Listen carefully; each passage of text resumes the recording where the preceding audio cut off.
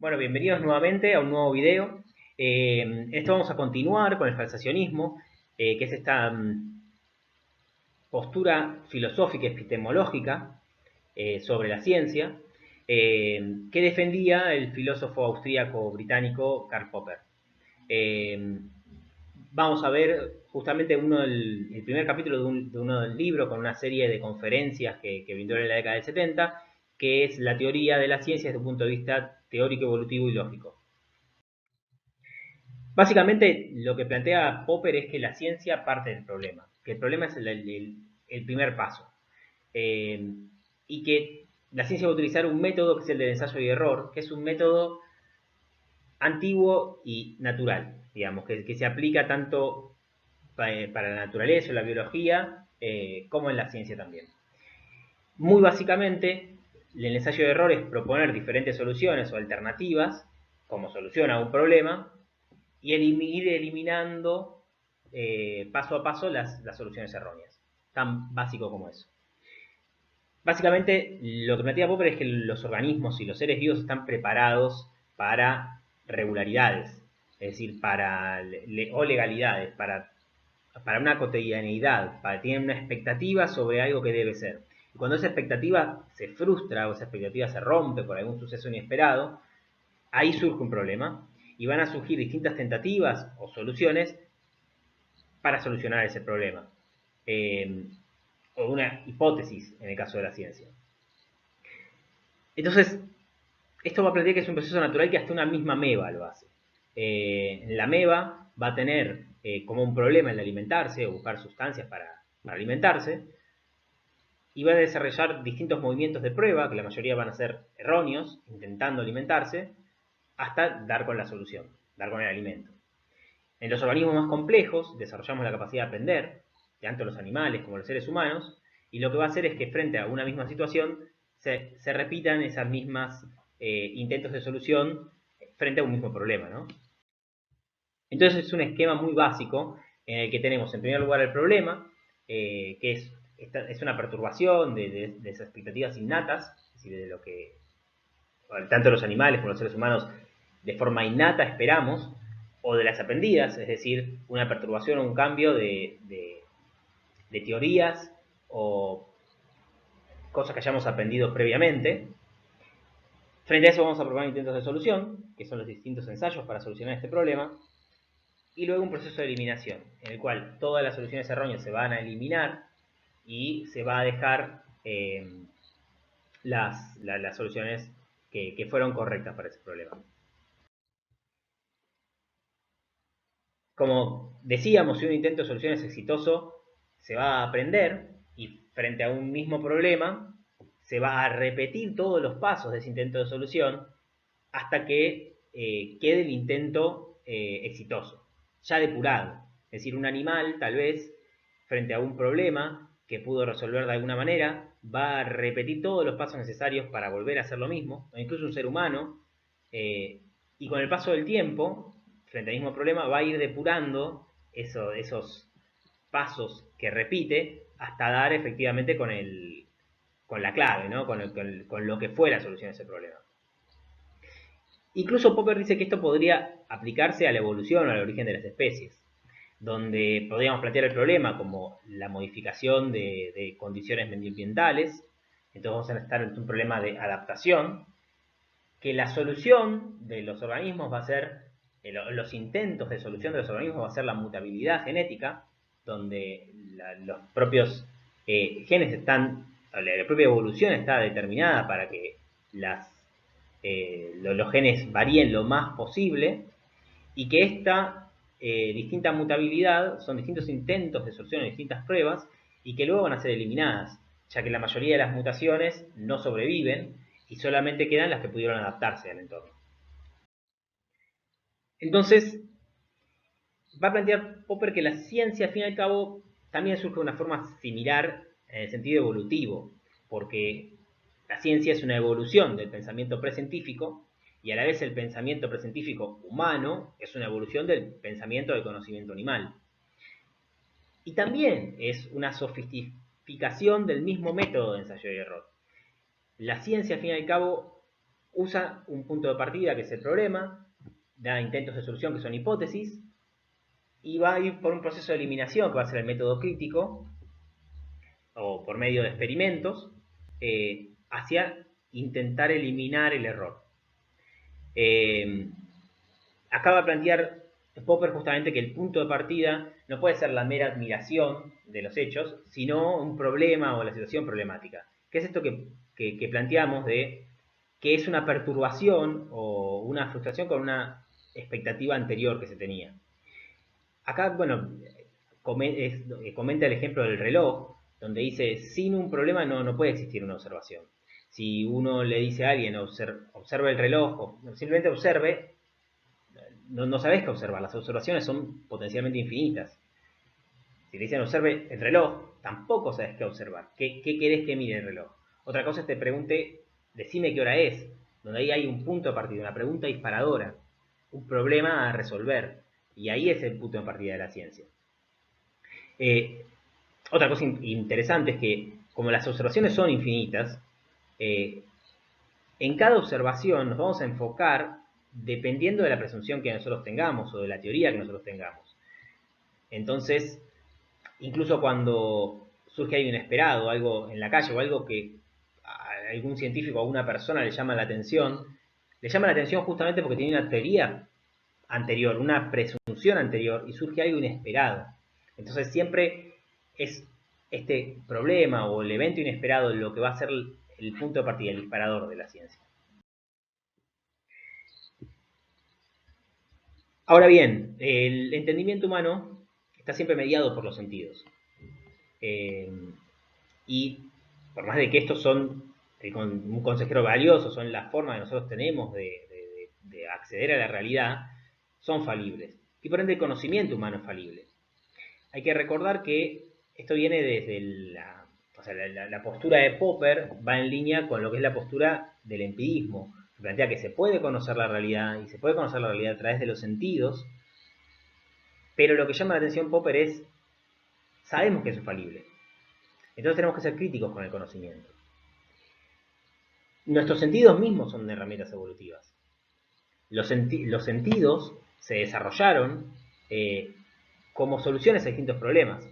Por ejemplo, de los organismos para poder, la vista, para poder escapar de depredadores, para poder conseguir alimento, para poder ahorrar energía en los movimientos, desde organismos más simples con vistas muy poco desarrolladas hasta el ojo humano, los sentidos se fueron desarrollando evolutivamente.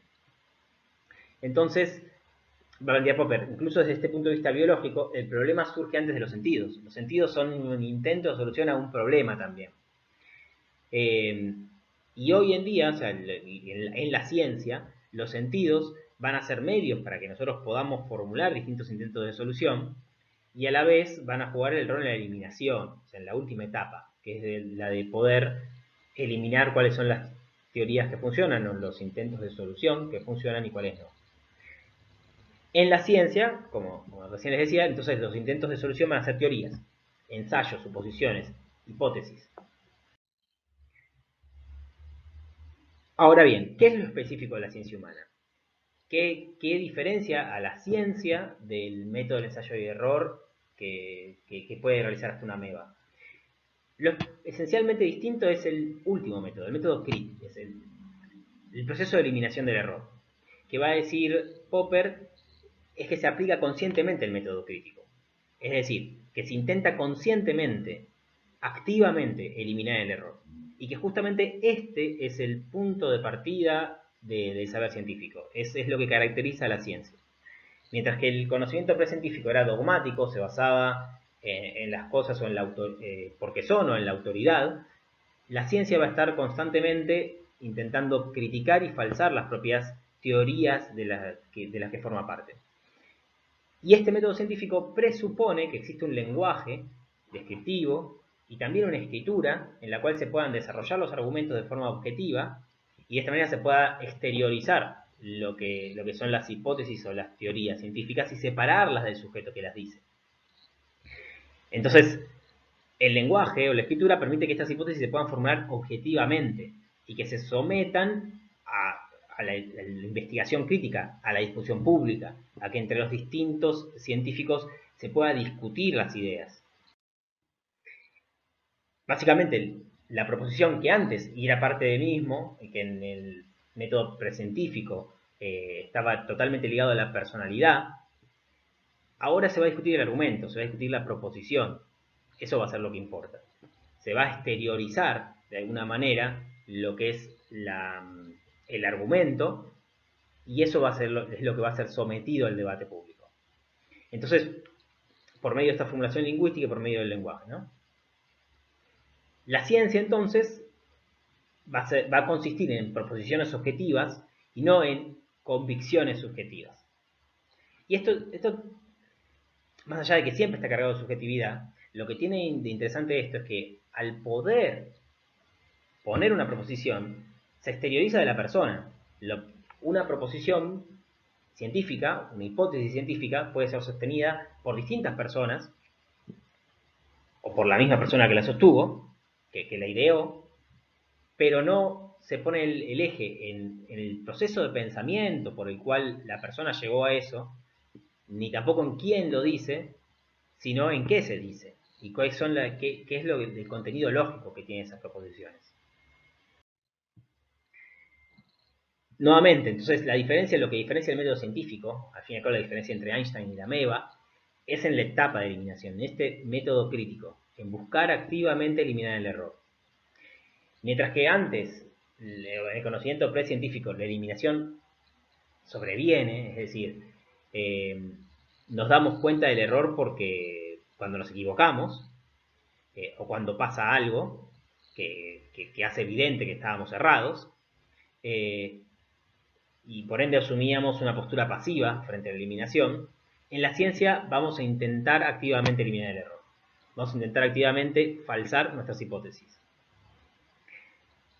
Y evidentemente lo que dice Popper es que en la ciencia vamos a dejar a las hipótesis morir por nosotros.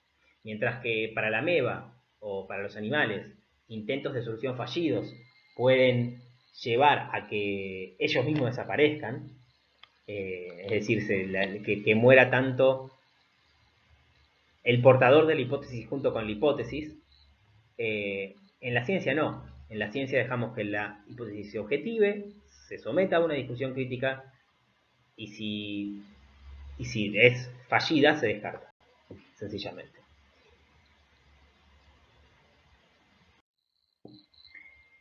Entonces, básicamente, hablamos de intentos de falsación, que esto ya lo vimos. Los intentos de falsación, las teorías van a ser puestas a prueba lo más rigurosamente posible.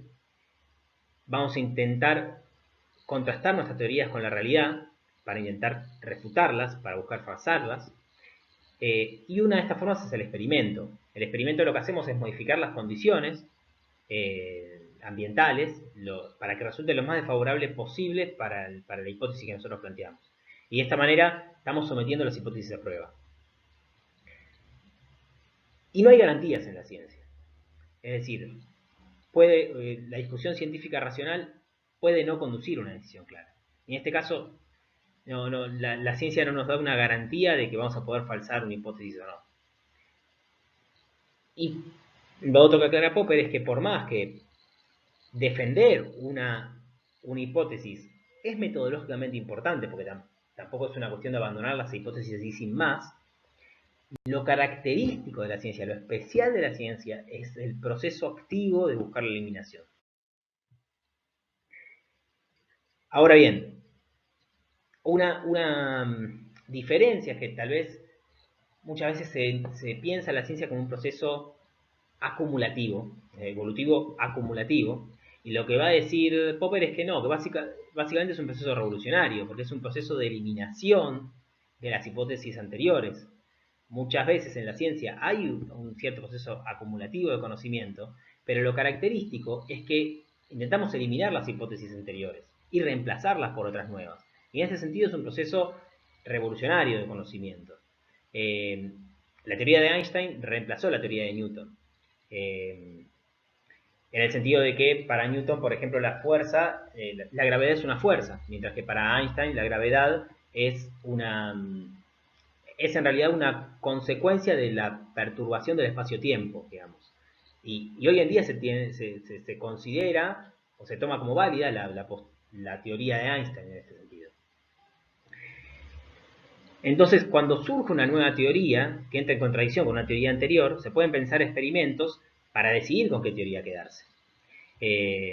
Entonces, esto tanto para el caso de Einstein como en el libro, Popper menciona a Eccles, que era un neurólogo que se ocupó del tema de la sinapsis entre las neuronas, y Eccles comenta que de las ideas que él tenía previamente, tuvo que ir descartándolas, y que justamente este descarte de las ideas que él consideraba por las cuales él estaba fervorosamente a favor, que pensaban que eran las correctas, no constituían un fracaso, sino lo contrario. Se daba cuenta que a partir de refutar las hipótesis que él consideraba correctas, iba avanzando en el conocimiento.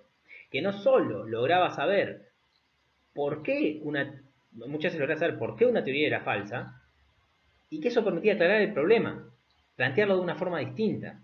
Y tener un problema distinto, mejor aclarado, es al fin y al cabo el punto de partida de la ciencia. Entonces, plantear un problema de una forma más rigurosa, por medio de haber refutado una hipótesis, es algo muy importante. Y acá vemos el esquema característico básico, en el cual, que es el mismo que el anterior, pero ya aplicado para la ciencia, en donde vemos cómo se da este proceso de evolución científica, que surgen nuevos problemas y nuevas teorías como intentos de explicación, ¿no? de los problemas que tenemos. Entonces vamos a partir de un problema, realizar distintas formulaciones de teorías a modo de prueba, ¿no? de ensayos o de hipótesis. Vamos a intentar eliminarlos por medio de la discusión crítica. Por medio de la discusión crítica, dentro de ellos está incluido los experimentos, y van a surgir nuevos problemas. Entonces vamos a tener un esquema cíclico en el cual antiguos problemas van a dar lugar a distintas teorías, las teorías van a proceder a ser eliminadas y vamos a tener nuevos problemas. Por eso, las predicciones, de las que hablábamos anteriormente, las predicciones son parte del examen crítico. Por eso para Popper son tan importantes las predicciones. Una teoría científica, tiene que poder dar predicciones que sean falibles, que sean capaces de ser contrastadas, porque son esas predicciones las que se van a permitir contrastar con la realidad y determinar si nuestras hipótesis son falsas o no. Como el esquema es cíclico, básicamente podemos empezar en cualquiera de las etapas. Este esquema que vimos anteriormente, con que Popper va a plantear que para él el comienzo tiene que estar básicamente en el problema. Y otra cosa importante es que, como vemos, la ciencia es un proceso dinámico. Entonces, Popper abandona la idea de poder llegar a un conocimiento acabado. Vamos a poder aproximarnos a la verdad, pero no llegar a ella. No vamos a llegar a un conocimiento acabado de la realidad. Y al fin y al cabo, otra cosa interesante es que lo característico del conocimiento científico no es tanto la distancia que hay entre lo que las teorías dicen, sino la clase de problemas que nos planteamos con las teorías. Los problemas a los que ahora nos enfrentamos a partir de la teoría de Einstein son muy distintos de los problemas que nos enfrentamos a partir de la teoría de Newton. Y esa clase de problemas distintos es la que muestra más que nada el avance que tuvo la ciencia. Y ahora volvemos al tema del criterio de marcación que vimos también en otros videos. ¿Cómo diferenciamos teorías científicas que no lo son? Entonces, de nuevo, esto es un problema de filosofía de la ciencia. Y acá es donde el falibilismo más que nada se define, lo más conocido del falibilismo. Para Popper, una teoría científica se diferencia de otras porque puede fracasar. Básicamente, como es refutable, como dice cosas arriesgadas que pueden fallar, que pueden ser falsas, es que es científica. Entonces, para que una hipótesis sea científica, tienen que poder ser pensadas o poder existir experiencias que falsen esa teoría. Ya que siempre existe la posibilidad, dice, de inmunizar una teoría contra cualquier tipo de falsación, de construir una teoría que por medio de hipótesis auxiliares o distintos argumentos sea irrefutable. Y lo que va a decir Popper es, una teoría irrefutable puede parecer buenísima, pero no es científica. Y acá vemos el ejemplo de la teoría de Freud, que también hablamos anteriormente. Lo que ven al costado es muy esquemáticamente cómo es el esquema que planteó Freud del super yo, el yo y el ello, que conviven dentro de la estructura de la mente humana y que determinan el consciente y el inconsciente. Esto tal vez lo hayan visto en psicología o en algún lado. Es muy famoso. Ahora, lo interesante de la teoría de Freud y lo que le hizo famosa es que recurriendo a ese esquema se puede explicar y describir cualquier comportamiento humano. Y acá es donde va a poner el eje Popper, va a decir, entonces, por más extraño, por más raro que sea un comportamiento humano, podemos recurrir a esta teoría para explicarlo. Básicamente el esquema de Freud nos permite explicar cualquier comportamiento humano posible. No hay comportamiento humano que no pueda ser explicado por medio de este esquema. Y básicamente, como vimos, el problema va a ser que no tiene contenido empírico la teoría. Porque recordemos que el contenido empírico estaba formado por sus falsadores potenciales, es decir, por aquello que si se diera, falsaría la teoría. Pero acá no hay nada que pudiera darse, no hay ningún evento posible, no hay ningún comportamiento humano posible que pudiera falsar la teoría de Freud. Porque cualquier comportamiento humano que se dé podría ser explicado a través del esquema de Freud. Por eso va a decir Popper que no es científico.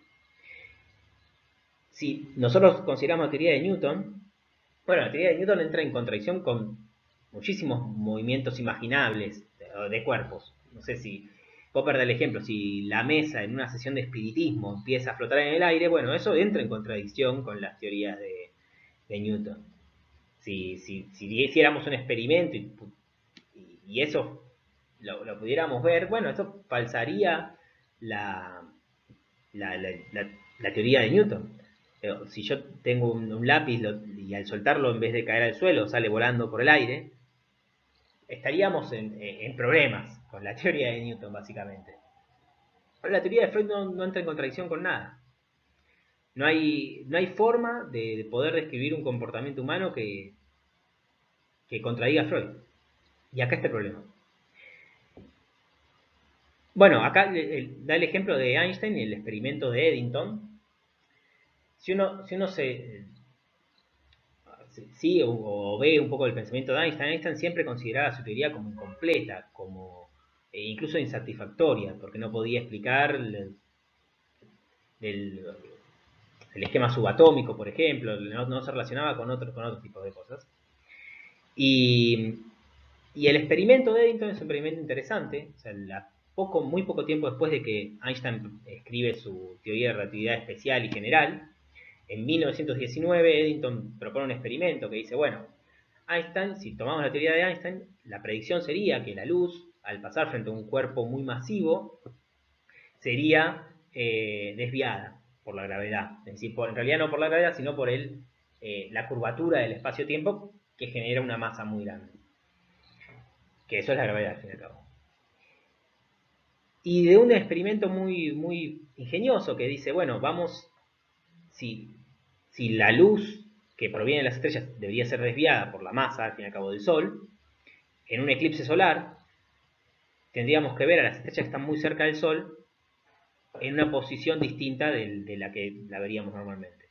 Porque al estar tan cerca del Sol, se desviaría el punto de vista desde que nosotros la vemos. Y porque directamente la luz que esa estrella emite se desviaría a la cercanía del Sol. Y vamos a hacerlo en un eclipse, porque si no, no lo podríamos ver. Porque si no, el Sol me tapa la otra estrella y no la podría ver nunca. Y efectivamente hizo ese experimento tan lejos como, en realidad tan cerca de la publicación de la teoría de Einstein como 1919. Y ese experimento fue clave en darle autoridad a la teoría de Einstein. Es decir, fue un experimento que marcó, bueno, al final Einstein tenía razón y Newton no, en el tema de la gravedad. Entonces, por último, contenido lógico y empírico, ¿no? Repasamos esto. Nosotros lo que queremos es aproximarnos a la verdad. Vamos a ir con la esperanza de eliminar teorías falsas. Recordemos que detrás de esto está la visión correspondentista, la visión aristotélica de la verdad, que la verdad es la correspondencia entre el argumento y la realidad tal cual es. Entonces, lo que plantea Popper es que nosotros esa correspondencia exacta no la vamos a poder tener nunca, pero vamos a asumir que existe esa realidad y que sí hay una verdad para poder aproximarnos a ella. Entonces, lo que vamos a buscar son teorías audaces, donde sostengamos afirmaciones con gran contenido lógico y empírico. Pero a más contenido lógico y empírico, más posibilidad tiene de ser falsa una teoría. Mientras más cosas dice, más posibilidades tiene la teoría de ser falsa.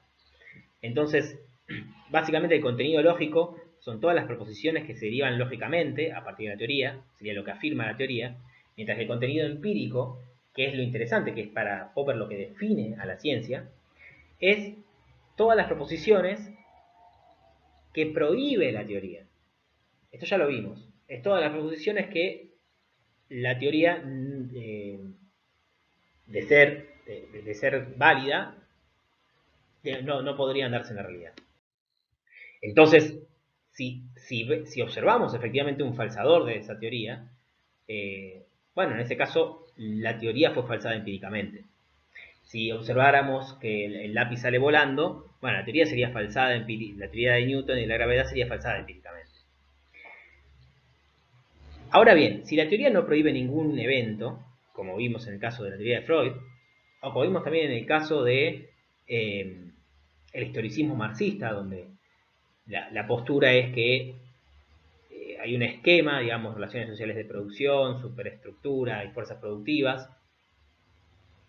Bueno, esto no lo vimos en profundidad, pero básicamente el esquema histórico de Marx, donde la historia va a estar determinada, al fin y al cabo, por la lucha de clases.